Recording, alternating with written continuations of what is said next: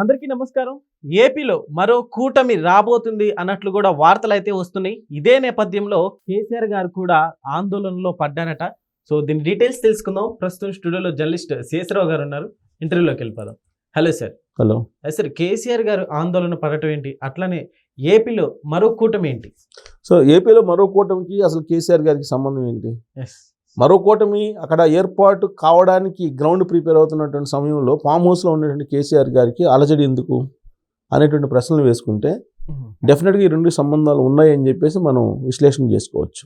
ఎందుకనంటే ఆంధ్రప్రదేశ్లో ప్రస్తుతం జరుగుతున్నటువంటి పరిస్థితుల దృష్ట్యా వైఎస్ఆర్ కాంగ్రెస్ పార్టీలో అంతర్గతంగా చర్చ ఏం జరుగుతుందని అంటే, ప్రస్తుతం కూటమి అయితే అధికారంలో ఉంది, బీజేపీ, తెలుగుదేశం పార్టీ, జనసేన. ఈ కూటమిని విడదీయలేనటువంటి పరిస్థితుల్లో వైఎస్ఆర్ కాంగ్రెస్ పార్టీ ఉంది. అనేక సందర్భాల్లో అనేక రకాలుగా ప్రయత్నాలు చేసింది. అయినప్పటికీ కూటమి మధ్యలో ఎలాంటి పొరపచ్చాలు లేకుండా ఉంది. పైగా పవన్ కళ్యాణ్ గారు ఏం చెప్తున్నారు, 15 సంవత్సరాల పాటు ఈ కూటమిని ఎవరు ఏమీ చేయలేరు అని చెప్తున్నారు. తాజాగా లోకేష్ గారు కూడా అదే చెప్తున్నారు. చంద్రబాబు నాయుడు గారు కూడా అదే చెప్తున్నారు. ఎందుకు 15 సంవత్సరాలు మీరు ఉండాలి అంటే, రాష్ట్ర ప్రయోజనాల కోసం మేము కలిసి ఉండాలి, మేము కొంత నష్టపోయినా పర్వాలేదు, రాష్ట్ర ప్రయోజనాలు కాపాడే ఉద్దేశంతో మేము సర్దుకొని పోతున్నాము. కాబట్టి క్యాడర్ కూడా సర్దుకొని పోవాలని చెప్పి ఆయా పార్టీలకు సంబంధించినటువంటి క్యాడర్లకి ఈ అధినేతలు సర్ది చెప్తున్నారు. ఇది గమనించినటువంటి వైఎస్ఆర్ కాంగ్రెస్ పార్టీ ఈ కూటమి విడిపోదు అనేటువంటి నిర్ణయానికి వచ్చేసింది. ఎందుకు నేను ఆ మాట అంటున్నానంటే, ఈ కూటమిని విడదీయలేరు అని చెప్పి అంబటి రాంబాబు గారు చెప్పారు, పేరు నాని గారు కూడా చెప్పారు.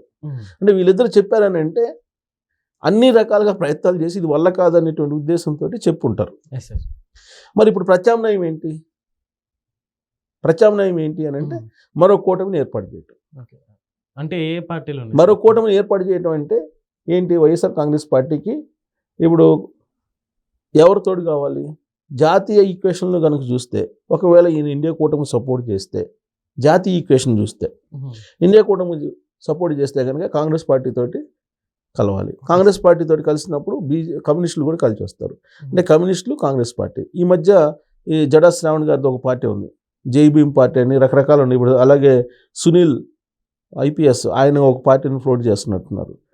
ఆయన తర్వాత జడా శ్రావణ్, ఇలాంటివన్నీ కూడా కలుపుకొని ఒక పార్టీ, ఒక చిన్న చితక పార్టీలతో పాటు కాంగ్రెస్, వైఎస్ఆర్ కాంగ్రెస్ పార్టీ, కమ్యూనిస్టులు కలిసి ఒక కూటమిగా ఏర్పాటు అయితే అప్పుడు కాపు దళిత్ ఈక్వేషన్ అనేది వినిపిస్తూ కూటమిని బలోపేతం చేసి ఇప్పుడున్నటువంటి కూటమిని ఓడించాలి అనేది వాళ్ళ యొక్క ఆలోచన. సార్, బట్ ఇప్పుడు మరి కాంగ్రెస్లో షర్మిల గారు ఉన్నారు కదా, సో అంత సామాన్యంగా కలుస్తారంటారా?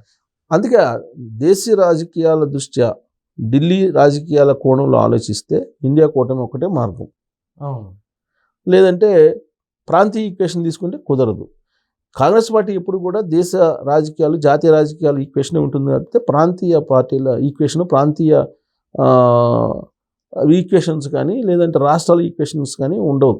ఓన్లీ జాతీయ ఈక్వేషనే కాంగ్రెస్ పార్టీ చెప్తూ ఉంటుంది. ఈ కూటమిలో నెక్స్ట్ ఇక్కడ నుంచి అంటే ఎంఐఎం కూడా పోటీ చేయొచ్చు అని ఇంతకుముందు టాక్ ఒకటి వచ్చింది. సో ఎంఐఎం ఆంధ్రప్రదేశ్లోకి ఎంటర్ కావచ్చు. అలాగే బీఆర్ఎస్ పార్టీ ఆల్రెడీ ఎంటర్ అయింది. బీఆర్ఎస్ పార్టీ ఆల్రెడీ అక్కడ విజయవాడలో ఆఫీసును కూడా తీసుకుంది 2023లో, 2024 ఎలక్షన్ ముందు అక్కడ ఆఫీసును కూడా తీసుకుంది. తోట చంద్రశేఖర్ అనే అతన్ని అక్కడ బీఆర్ఎస్ పార్టీ అధ్యక్షుని కూడా చేసింది. ఇప్పుడు ఆయన లేడు, ఆయన రాజీనామా చేసి ఆయన పనులు ఆయన చూసుకుంటున్నట్టున్నాడు. ఎంటర్ అయింది బీఆర్ఎస్ పార్టీ. మళ్ళీ ఎంటర్ కావడానికి కూడా అవకాశం లేకపోలేదు బీఆర్ఎస్ పార్టీ, ఎంఐఎం కూడా. అందుకే ఇవన్నీ కూటమిగా ఏర్పడి ఎలాగైనా సరే చంద్రబాబు నాయుడు గారిని ముఖ్యమంత్రిగా లేకుండా చేయాలి ఆంధ్రప్రదేశ్కి అనేది వాళ్ళ టార్గెట్. సో దాంట్లో భాగంగా ఏదైనా చేయడానికి ప్రయత్నం చేస్తున్నారు. అయితే ఇది బీఆర్ఎస్ పార్టీకి ఇబ్బందికరమైనటువంటి పరిస్థితి. ఎందుకు బీఆర్ఎస్ పార్టీకి ఇబ్బందికరం అని అంటే, ఇప్పుడు ఒకవేళ అక్కడ కూటమి కట్టారనుకోండి, కాంగ్రెస్ పార్టీ, వైఎస్ఆర్ కాంగ్రెస్ పార్టీ, లేదా జై భీము, భారత్ భీములు, ఇవన్నీ చిన్న చితక పార్టీలు ప్లస్ ఇవన్నీ కూటమి కట్టాయనుకోండి, అప్పుడు ఆటోమేటిక్గా ఆంధ్రప్రదేశ్లో ఉన్నటువంటి కూటమి తెలంగాణలోకి ఎంటర్ అవుతుంది. రూట్ క్లియర్ అయిపోతుంది. రూట్ క్లియర్ అయిపోయి BJP, Janasena party, Telugu Desam party తెలంగాణలోకి ఎంటర్ అవుతుంది. ఈ కూటమి ఎంటర్ అయితే ఇమీడియట్గా నష్టం జరిగేది ఎవరికి? బీఆర్ఎస్ పార్టీకి. కాంగ్రెస్ పార్టీ తోటి కలిసి జగన్మోహన్ రెడ్డి గారు అడుగు వేస్తే కూటమి కడితే డెఫినెట్గా కూటమి తెలుగుదేశం పార్టీ బీజేపీ కూటమి ఇక్కడ కూడా అడుగు పెడుతుంది, క్లియర్గా అడుగు పెడుతుంది. అడుగుపెట్టి ఫస్ట్ అడుగు పెట్టంగానే దెబ్బ పడేది తెలుగుదేశం పార్టీ రూపంలో ఎవరి మీద? బీఆర్ఎస్ పార్టీ మీద. బీఆర్ఎస్ పార్టీ క్యాడర్ కానీ బీఆర్ఎస్ పార్టీ లీడర్లు కానీ 99% తెలుగుదేశం పార్టీ వాళ్ళు. తెలుగుదేశం పార్టీ ఒక్కసారి ఇక్కడ కనుక అడుగు పెడితే బీఆర్ఎస్ పార్టీలో ఉండేటువంటి లీడర్లు కానీ లేదంటే క్యాడర్ కానీ దాదాపుగా మళ్ళీ రీబ్యాక్ అవుతారు. సార్ ఆ కూటమి ఇక్కడికి వస్తే అప్పుడు జగన్మోహన్ రెడ్డి గారు కూడా ఇక్కడికి వస్తారు అదే చెప్తుంది, వస్తారు. వచ్చినప్పటికీ తెలుగుదేశం పార్టీకి సంబంధించినటువంటి ఇక్కడ బీసీ పోలరైజేషన్ బాగా జరుగుతుంది ఇప్పుడు.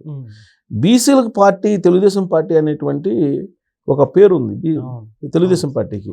ఈ మధ్యకాలంలో ఎవరో తెలుగుదేశం పార్టీ లాంటి ప్లాట్ఫామ్ బీసీలకి ఇంకోటి లేదని చెప్పారు. ఎవరు తీర్మానం అలానే చెప్పినట్టున్నారు. అలాగే ఒక బీసీలకే కాదు అన్ని వర్గాలకి తెలుగుదేశం పార్టీ తెలంగాణలో ఒక మంచి ప్లాట్ఫామ్ అని చెప్పి ఇప్పుడున్నటువంటి ముఖ్యమంత్రి రేవంత్ రెడ్డి గారు కూడా చెప్పారు ఒక ఇంటర్వ్యూలో.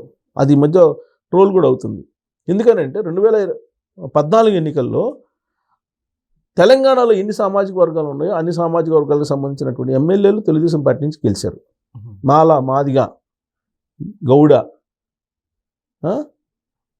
కమ్మ, రెడ్డి అన్ని రకాల సామాజిక వర్గాలు ఎన్ని ఉన్నాయి అన్ని రకాల సామాజిక వర్గాల ఎమ్మెల్యేలు గెలిచారు 2014 ఎన్నికల్లో. 15 మంది ఎమ్మెల్యేలు గెలిచారు. 15 మంది 15 రకాల సామాజిక వర్గాలు. అంటే ఒక సామాజిక న్యాయం చేసేటువంటి పార్టీ తెలుగుదేశం పార్టీ అనేది తెలంగాణలో ఆ పార్టీకి ఉన్నటువంటి బ్రాండ్. ఈవెన్ ఆంధ్రప్రదేశ్లో కూడా ఆ బ్రాండ్ లేదు తెలుగుదేశం పార్టీకి. అక్కడికన్నా కూడా తెలంగాణలో అన్ని వర్గాల పార్టీ తెలుగుదేశం పార్టీ అనేటువంటి ఒక బ్రాండ్ ఇక్కడ ఉంది తెలంగాణలో. అందుకే కేసీఆర్ గారు ఒక ముందు చూపుతోటి తెలుగుదేశం పార్టీని ఇక్కడ లేకుండా చేయగలిగారు. లేకుండా ఎందుకు చేశారంటే మిగతా పార్టీల కన్నా కూడా ఇప్పుడు తెలుగుదేశం పార్టీ చేసినటువంటి అన్యాయం ఏం లేదు వాళ్ళకి, కల్వకుంట్ల ఫ్యామిలీకి.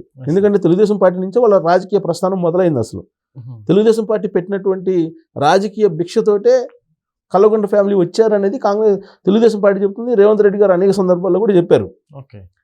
అయినప్పటికీ తెలుగుదేశం పార్టీని వేటాడి దాన్ని బలహీనపరిచారు. ఎందుకనంటే తెలుగుదేశం పార్టీ ఉన్నంత వరకు బీఆర్ఎస్ పార్టీకి మనుగడ ఉండదు. తెలుగుదేశం పార్టీ ఇప్పుడైనా సరే ఎంటర్ అయ్యి యాక్టివ్గా ఉంటే ఫస్ట్ నష్టపోయేది ఓట్ బ్యాంక్ని కోల్పోయేది బీఆర్ఎస్ పార్టీ. ఎందుకు చెప్తున్నాను ఈ మాట అంటే ఇప్పుడు తెలుగుదేశం పార్టీ సంబంధించి అక్కడ అధికారంలోకి వచ్చింది ఆంధ్రప్రదేశ్లో. చంద్రబాబు నాయుడు గారు అధికారంలో ఉన్నారు. ఆయన హైదరాబాద్ రాగానే బీఆర్ఎస్ పార్టీకి సంబంధించిన లీడర్లు దాదాపు 12 మంది కలిశారు ఆయన్ని. ఎందుకు ఇక్కడికి కూడా వస్తారని, అక్కడ గెలిచారు కదా ఇంకెక్కడికి కూడా వస్తారు అనేటువంటి ఉద్దేశంతో. కాబట్టి కూటమి ఇక్కడికి వస్తుంది. మీరు అన్నట్టు జగన్మోహన్ రెడ్డి గారు ఇక్కడికి వస్తారు. వచ్చినా కానీ నష్టం లేదు ఈ కూటమికి, చంద్రబాబు నాయుడు గారి కూటమికి నష్టం లేదు. ఇంకా బీఆర్ఎస్ పార్టీకే నష్టం జరిగింది. ఎందుకు?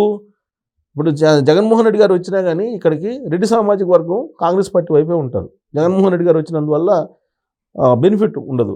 ఒకవేళ ఇక్కడికి వస్తే కనుక జగన్మోహన్ రెడ్డి గారి మద్దతు ఉంది కేసీఆర్ గారికి అనగానే అక్కడ జగన్మోహన్ రెడ్డి గారి హిస్టరీ ఏంటి, ఇక్కడ వీళ్ళిద్దరూ ఒకటే, వీళ్ళిద్దరు కలిసి ఏం చేశారు 2019 నుంచి 2024 మధ్యలో అనేది తెలుగు ప్రజలకు అందరికీ తెలుసు. కాబట్టి ఆయన వచ్చిన కూటమికి ఇంకా మేలు. సో కాబట్టి అక్కడ కూటమి ఏర్పడుతుంది అనగానే ఎవరు జగన్మోహన్ రెడ్డి గారి ఆధ్వర్యంలో అక్కడ కూటమి ఏర్పడుతుంది అనగానే ఇక్కడ బీఆర్ఎస్ పార్టీకి అలజడి మొదలైంది. సో అక్కడ కూటమి కట్టకుండా సింగిల్గా వెళ్ళినంత వరకే ఇక్కడ రూట్ క్లియర్ బీఆర్ఎస్ పార్టీకి. అక్కడ కనుక జగన్మోహన్ రెడ్డి గారు కూటమి కట్టారో ఇక్కడ బీఆర్ఎస్ పార్టీకి దెబ్బ. సో కాబట్టి ఎంకి పెళ్ళి సుబ్బిసాగుకు వచ్చింది అంటారు సామెత. ఆ తరహాలో ఇప్పుడు పరిస్థితి ఉంది తెలుగు రాష్ట్రాల్లో. కేసీఆర్ దన్ను జగన్మోహన్ రెడ్డి గారిది.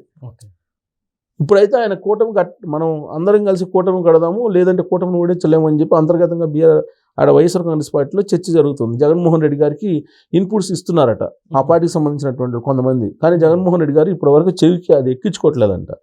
లేదు సింగిల్గానే సింహం సింగిల్ అంటున్నాడంట ఆయన. సింహం సింగిల్ అంటే ఇట్నే ఉంటుంది 11 స్థానాలకు అని చెప్పి వాళ్ళు అంటున్నారంట. సో కాబట్టి చివరి నిమిషంలో రాజకీయాల్లో ఏదైనా మారచ్చు. ఒకవేళ మారి కూటమి కనుక గడితే ఆ కూటమి ఎఫెక్ట్ ఇక్కడ కేసీఆర్ గారికి బీఆర్ఎస్ పార్టీకి బాగా తగిలే అవకాశం లేకపోలేదు. Okay sir, thank you.